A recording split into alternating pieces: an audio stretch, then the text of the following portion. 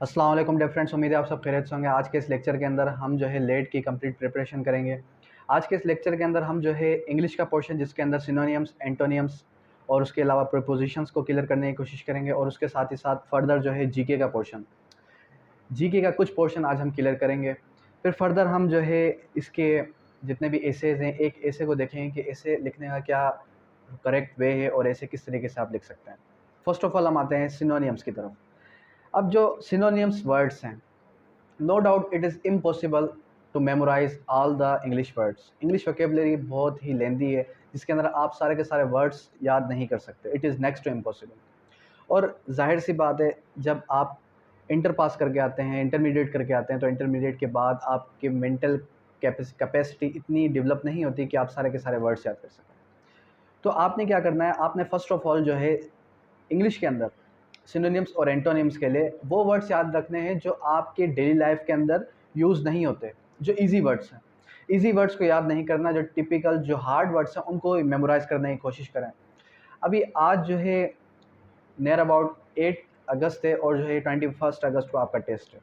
तो आपके पास इतना हार्ड और इतना जो है टाइम नहीं है कि आप जो है एक एक चीज़ को अच्छे तरीके से याद कर सकें। बट मैं सिर्फ और सिर्फ आपसे इतना ही कहूँगा कि आप जो है लेट की प्रिपरेशन के लिए क्या करें कि जो मोटी मोटी चीज़ें हैं, जैसे कि इंग्लिश हो गया, फिर उसके अलावा जीके हो गया, उसके अलावा इस्लामियात हो गया, और जो है आपके पर्सनल स्टेटमेंट और ऐसे इस पे ज़्यादा फोकस करें क्योंकि इसके जो मार्क्स हैं वो ज़्यादा हैं। अच्छा, अब यहाँ पर कुछ वर्ड्स हैं जैसे कि अबेंडन। अबेंडन की मीनिंग क्या है? फर्स्ट ऑफ ऑल आपने एक चीज़ याद रखनी है सिनोनिम्स के लिए भी और एंटोनिम्स के लिए भी, कि एक वर्ड आपको जब उस वर्ड की मीनिंग आएगी तो डेफिनेटली आप उसका सिनोनिम भी निकाल लेंगे और आप उसका एंटोनिम भी निकाल लेंगे। अब ये जो आपका टेस्ट है ये एमसीक्यूज टेस्ट होता है। इस एमसीक्यूज टेस्ट के अंदर कुछ वर्ड्स ऐसे होते हैं जो सिमिलर होते हैं लेकिन आपको सिमिलर नज़र नहीं आते। तो आपने क्या करना है, आपने फर्स्ट ऑफ ऑल उन वर्ड्स को याद रखना है, उसकी मीनिंग याद रखनी है, उन वर्ड्स को भी याद रखना है। फर्स्ट ऑफ ऑल वर्ड क्या है? अबेंडन। अबेंडन मतलब के तर्क करना। अब इसका जो सिनोनिम वो क्या है? डिज़र्ट। डिज़र्ट मतलब क्या? डिज़र्ट मतलब भी तर्क करना ही होता है। उसके बाद सेकेंड वर्ड है अबव। अबव मतलब के ऊपर, और यहाँ पर जो सिनोनिम बनेंगे वो अबव द हेड ये बन सकती है। उसके बाद जो वर्ड है एकोरेट। एकोरेट। एकोरेट जो वर्ड है इसका मतलब क्या है? एकोरेट, आपने सही जवाब दिया। इट मीन्स कि आपने बिल्कुल करेक्ट जवाब दिया है। अब यहाँ पर जो इसका सिनोनिम होगा वो होगा करेक्ट। उसके बाद नेक्स्ट वर्ड क्या है? अफ्रेड। अफ्रेड मतलब कि डरना, किसी से खौफजदा होना। तो अफ्रेड का जो सिनोनियम है वो क्या है? वो भी आपका जो सिनोनियम है वो है स्कैर्ड। ही इज़ स्कैर्ड, वो डरा हुआ है। उसके बाद नेक्स्ट वर्ड है एड। AID, aid. एड मतलब कि इमदाद। अब यूएस एड आपने वर्ड सुना होगा, यूएस एड, यूएस की इमदाद। तो इसका जो सिनोनिम वो है असिस्ट। असिस्ट मतलब भी इमदाद ही होता है। उसके बाद जो नेक्स्ट वर्ड है वो है ऑलवेज। ऑलवेज मतलब कि हमेशा, और इसका जो सिनोनिम है वो फॉरएवर, हमेशा के लिए। अब यहाँ पर कई वर्ड्स हैं। अब मैं वो वर्ड्स बताता जा रहा हूँ जो कि हार्ड वर्ड्स हैं। इजी वर्ड्स बताऊँगा, डेफिनेटली आपको वर्ड्स आते होंगे पहले से। उसके बाद जो नेक्स्ट वर्ड है वो है आफुल। आफुल का मतलब क्या होता है? आफुल का मतलब होता है खौफनाक। इसका जो सिमिलर वर्ड है वो है ड्रेडफुल। ड्रेडफुल का मतलब भी खौफनाक। उसके बाद फर्दर आप आ जाएं एंटोनियम के साइड पे। अब जो एंटोनियम अगर हम देखें, एंटोनियम सबसे पहला वर्ड क्या है? अबेट। अबेट मतलब कि ख़त्म करना। अबेट मतलब कि ख़त्म करना। इसकी जो स्पेलिंग है वो है ABATE, अबेट। अबेट मतलब ख़त्म करना। इसकी जो एंटोनियम बनेगा वो होगा एग्रेवेट। एग्रीवेट। एग्रीवेट मतलब कि शुरू करना। ख़त्म करने की जो उलट होगी वो होगी शुरू करना। उसके बाद है अबोलिश। अबोलिश मतलब कि ख़ात्मा करना। अबोलिश मतलब कि किसी काम को ख़त्म करना, ख़ात्मा करना। इसकी जो एंटोनियम होगी वो क्या होगी? इसकी एंटोनियम होगी सेटअप। एक नया सेटअप स्टार्ट करना, एक नए चीज़ का आगाज़ करना। उसके बाद वर्ड है अबेश। अबेश मतलब कि अवबाश। अब इसकी जो एंटोनियम होगी वो होगी अपहोल्ड। अपहोल्ड करना। उसके बाद है एब्जोर। एब्जोर मतलब कि तर्क करना, किसी चीज़ को तर्क कर देना। इसकी जो एंटोनिम होगी वो होगी अप्रूव।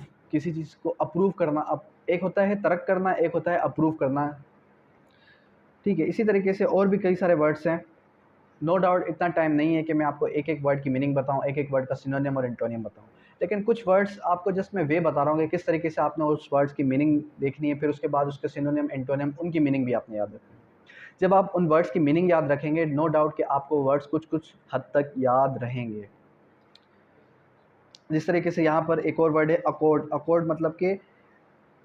अकॉर्ड मतलब एक कार्ड, एग्रीमेंट, किस तरीके से आपने जो है किसी के साथ एग्रीमेंट कर दिया, तो अकॉर्ड मतलब कि एग्रीमेंट ही होता है। उसकी जो एंटोनियम है वो है डिस्कॉर्ड। उसके बाद है जो नेक्स्ट वर्ड है वो हमारा है अलाय। उसके बाद है एस्केंड। एक्सकेंड मतलब कि चढ़ना, एस्केंड मतलब कि किस चीज़ के ऊपर चढ़ना, तो इसका जो सिनोनिम है वो है क्लाइंब, और इसका जो एंटोनिम है वो है डिस्काइंड, डिक्लाइन। डिक्लाइन मतलब कि उतरना। अब उसके बाद आप आ जाएं उर्दू के पोर्शन की तरफ। वाहिद जमा। वाहिद जमा आखिर, अखार, आयत आयात, असर आसार, एहसान एहसानात, अदब आदाब, उस्ताद असातिज़ा, अशारा अशरात, अफ़गान अफ़गानिया। उसके बाद अमाम आइम्मा, अकबर अकाबिर, अमीर उमरा। आफ़त आफ़ात, अब आबा, अजनबी अजानब, अगवान, अदीब और अदबा, असलूब असालीब, इश्तिहार इश्तिहारात। वाहिद जमा के अंदर एक वर्ड है, उसको आपने जमा करना है। किस तरीके से? इस्म अस्मा। मैं पूछता हूँ आपका नाम क्या है, आपका इस्म क्या है, तो अस्मा, इसकी क्या जो जमा होगी? अस्मा। उसके बाद है अकनूम अकानीम, अमारत अमारात, अहला अहल अहलिया, बाब अबूब, बदन अबदान, बुरहान बराहीन, बेत अबियात। इस तरीके से कई सारी वर्ड्स हैं जिसको आपने वाहिद जमा उर्दू के पोर्शन के अंदर करनी है। वाहिद जमा आपने याद रखनी है, उर्दू के वर्ड्स, उर्दू की वोकेबलरी भी आपने याद रखनी है। उसके बाद फर्दर जो नेक्स्ट चीज़ है वो क्या है? नेक्स्ट चीज़ आपकी जो है जीके का पोर्शन। जीके के पोर्शन के अंदर जो मेन चीज़, जो मेन सवाल आते ही आते हैं वो है smallest longest tallest. Smallest longest tallest, इसके अंदर आपने क्या रखना है कि सबसे पहली चीज़ कि जो स्मॉलेस्ट टालेस्ट वर्ड है, इसके आपने याद रखना है। जो टालेस्ट एनिमल है ऑफ द वर्ल्ड वो क्या है? गिराफ। उसके बाद tallest building, no doubt Burj Khalifa in Dubai. Tallest Qutub, tallest Qutub Minar, मीनारत, यानी कि सबसे लंबी मीनार कौन सी है? वो है कुतुब मीनार, दिल्ली के अंदर। Tallest tower, CN tower, Canada के अंदर। उसके बाद क्या है? टालेस्ट टावर हो गया। उसके बाद वर्ल्ड हॉटेस्ट डे, ये भी सवाल आ चुका भी है और हो सकता है कि अभी दोबारा आ जाए। कौन सा? कि दुनिया का सबसे गर्म दिन कौन सा होता है? वो होता है 22 दिसंबर, 22 दिसंबर। उसके बाद वर्ल्ड हाईएस्ट, वर्ल्ड हाईएस्ट 22 जून, 22, अच्छा ये बोल रहा है वर्ल्ड शॉर्टेस्ट डे कौन सा है? वो है 22 दिसंबर। 22 दिसंबर वर्ल्ड शॉर्टेस्ट डे, और 22 जून जो है वर्ल्ड लॉन्गेस्ट डे है। उसके बाद है वर्ल्ड हाईएस्ट एयरपोर्ट। एयरपोर्ट कहाँ पर है वर्ल्ड हाईएस्ट? लहासा के अंदर। उसके बाद फर्दर आपने ये चीज़ याद रखनी है, लॉन्गेस्ट डैम कौन सा है? हीराकुड डैम, इंडिया के अंदर। अच्छा, लॉन्गेस्ट वाल, ऐसी कौन सी दीवार है जो चांद से भी दुनिया के अंदर दिखती है? वो है दीवार चीन, वाल ऑफ द चाइना। उसके बाद है longest largest museum. Largest museum कहाँ पर है? अमेरिका के अंदर, नेशनल हिस्ट्री ऑफ म्यूज़ियम। उसके बाद है लॉन्गेस्ट डे 21 जून, अच्छा वहाँ पर। उसके बाद है वर्ल्ड बिगेस्ट। बिगेस्ट के अंदर आपके पास आ जाए कि बिगेस्ट डोम, गोल गुमजाब, इंडिया के अंदर। उसके बाद बिगेस्ट म्यूज़ियम कहाँ पर है? लंदन के अंदर। बिगेस्ट प्लेनेट, अच्छा 8 प्लेनेट्स। अब आपने आपके पास ऑप्शन आ जाता है सोलर प्लेनेट, सोलर सिस्टम के अंदर के 9 प्लेनेट्स हैं या 8 प्लेनेट्स हैं, तो आपने याद रखना है एक प्लेनेट डिस्ट्रॉय हो चुका है और अब जो है at the present time 8 planets हैं। उसमें से जो सबसे जो प्लेनेट बिगेस्ट प्लेनेट है वो जुपिटर है, और जो शॉर्टेस्ट सबसे छोटा प्लेनेट है वो वेनस। उसके बाद world lowest, world lowest water level, Dead Sea. Dead Sea जो है वर्ल्ड लोवेस्ट वाटर लेवल है।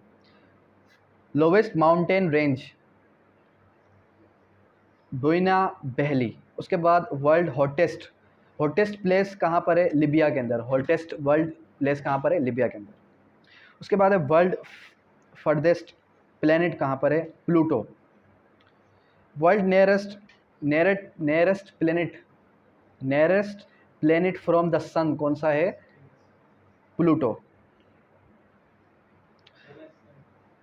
वेनस नहीं है, प्लूटो है। उसके बाद फर्दर आप आ जाएं ऐसे के पोर्शन के अंदर। जब आप ऐसे के पोर्शन के अंदर आएंगे, यहाँ पर कई तरीके ऐसे हैं, जैसे कि problems of youth in Pakistan. उसके बाद है इम्पेक्ट ऑफ सोशल मीडिया। अच्छा, आपने ऐसे के अंदर एक चीज़ याद रखनी है कि जब भी आप ऐसे लिखें तो ऐसे के जो नंबर्स हैं वो 15 नंबर्स हैं। ऐसे के अंदर आपने क्या याद रखना है कि ऐसे जो है आइदर ऐसे और पर्सनल स्टेटमेंट दोनों आइदर आप उर्दू में लिखें, आइदर आप इंग्लिश में लिखें, लेकिन दोनों आपने एक ही लैंग्वेज के अंदर लिखनी है, पहली चीज़। दूसरी चीज़ ये कि आप जो ऐसे और पर्सनल स्टेटमेंट लिख रहे हैं उस राइटिंग में लिखें कि जिस लैंग्वेज की राइटिंग आपकी अच्छी है। अब नो डाउट कुछ स्टूडेंट्स क्या करते हैं, ये कुछ स्टूडेंट्स जो है एक ऐसे लिख लेते हैं इंग्लिश के अंदर और पर्सनल स्टेटमेंट लिख लेते हैं उर्दू के अंदर, तो आपको जो है चेक करने वाला जो एग्जामिनर है वो आपको 50% मार्क्स भी नहीं देगा। और दूसरी चीज़ ये कि आपने क्या करना है, आपने जो है अपनी राइटिंग इंप्रूव करनी है। राइटिंग जितनी हद तक अच्छी हो सके उतनी अच्छी राइटिंग में लिखना है, क्योंकि फर्स्ट इम्पैक्ट जो एग्जामिनर का होता है वो राइटिंग पर ही होता है। इम्पैक्ट ऑफ सोशल मीडिया के क्या क्या इम्पैक्ट्स हैं? Social media is defined as the collection of application such as Facebook, Twitter, WhatsApp. ये सारी की सारी चीज़ें आपकी सोशल मीडिया के अंदर काउंट होती हैं। आपने क्या बताना है कि सोशल मीडिया क्या चीज़ है, ठीक है। सबसे पहले इंट्रोडक्शन बताना है कि सोशल मीडिया क्या है, सोशल मीडिया के अंदर सराउंडिंग के अंदर कौन कौन सी चीज़ें फॉल करती हैं, और उसके बाद आपने बताना है कि सोशल मीडिया की क्या क्या इम्पैक्ट्स हैं यूथ के ऊपर, आइदर पॉजिटिव है आइदर नेगेटिव है। पॉजिटिव इम्पैक्ट भी बता सकते हैं, नेगेटिव इम्पैक्ट भी बता सकते हैं, लेकिन उसको एक सीक्वेंस में लेके चलना है। फर्स्ट ऑफ ऑल आपने इंट्रोडक्शन दिया, उसके बाद आपने उसकी एडवांटेजेस जितनी भी पॉजिटिव बातें थी वो सारी की सारी एक पोर्शन, एक जो है पैराग्राफ के अंदर उतारी, और उसके बाद जो भी उसकी नेगेटिविटी थी वो आपने एक पैराग्राफ के अंदर उतारी। ये एक करेक्ट वे होता है किसी भी ऐसे को लिखने का। अच्छा, एक पैराग्राफ तब तक आप कंप्लीट ना करें जब तक आपकी बात पूरी नहीं हो रही।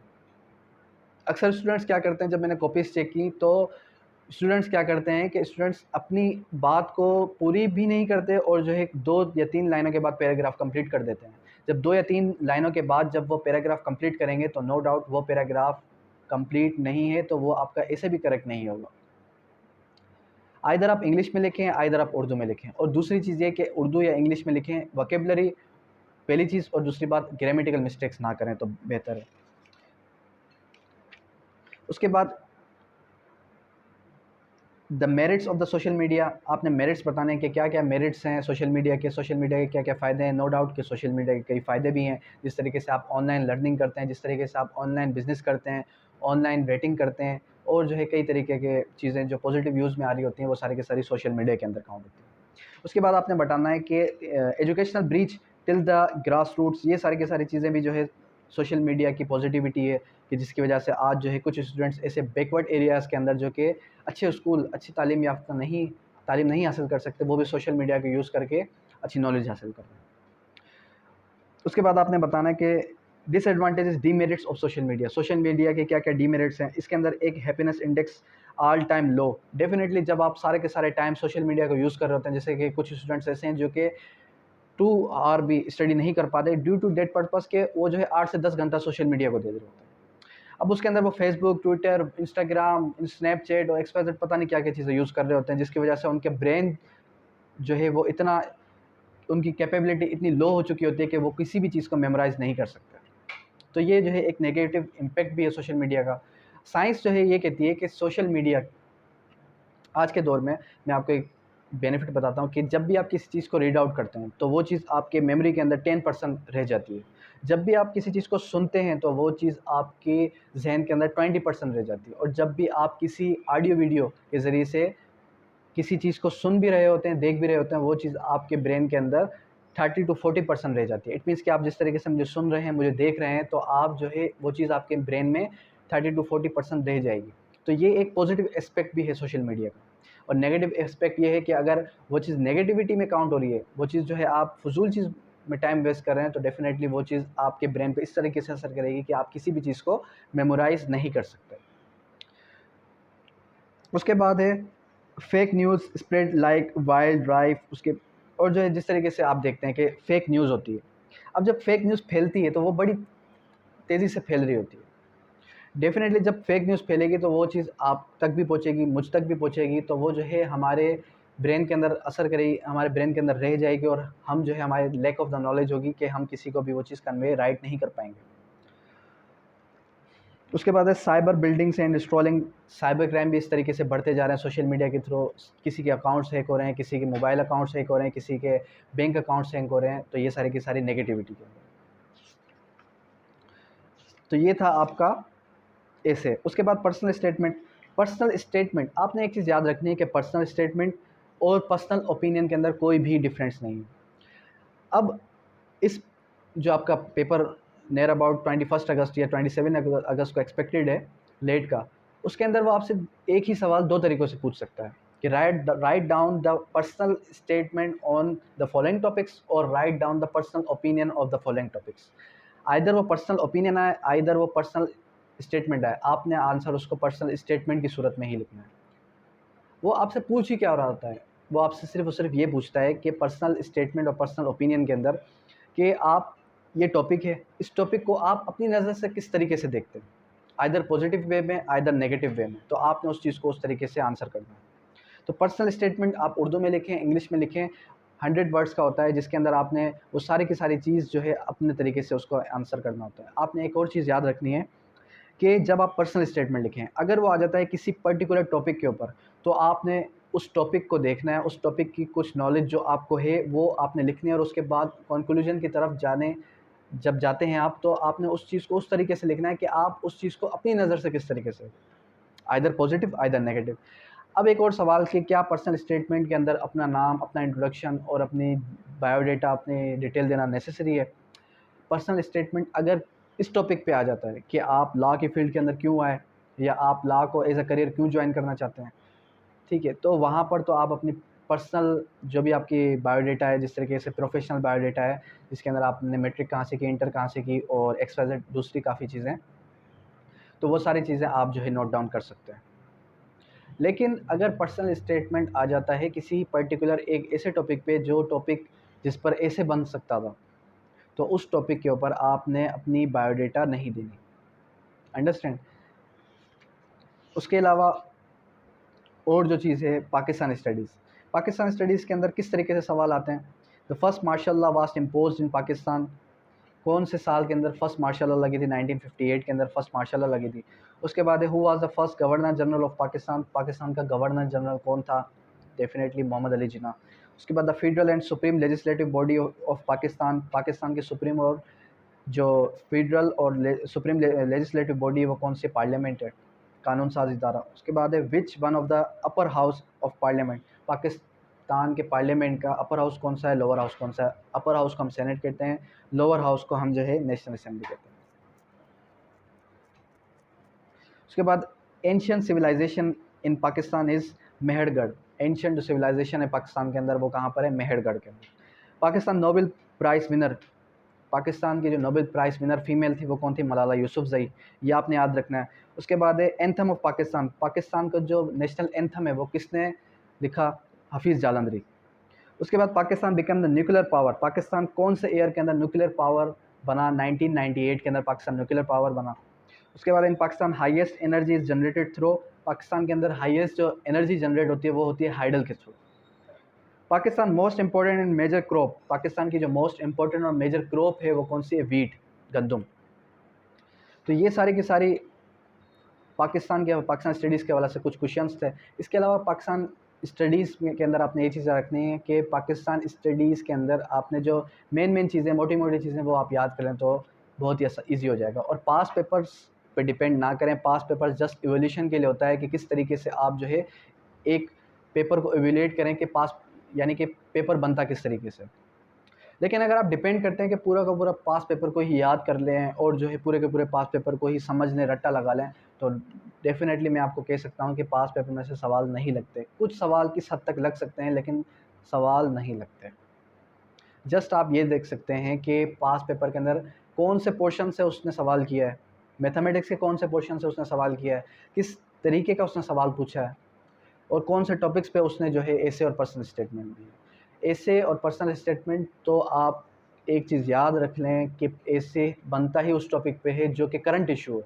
अभी जैसे करंट इशू चल रहा है महंगाई के ऊपर, तो इस पर जो है आपका ऐसे बन सकता है, या XYZ कोई भी अभी पॉलिटिक्स पे कोई भी जो है ऐसे बन सकता है। तो जो करंट इशू होगा वो आप याद करके ज़रूर जाएँ। होपफुली आपको समझ में आ चुका होगा। अगर यहाँ तक कोई भी क्वेश्चन हो तो आप रेज़ कर सकते हैं।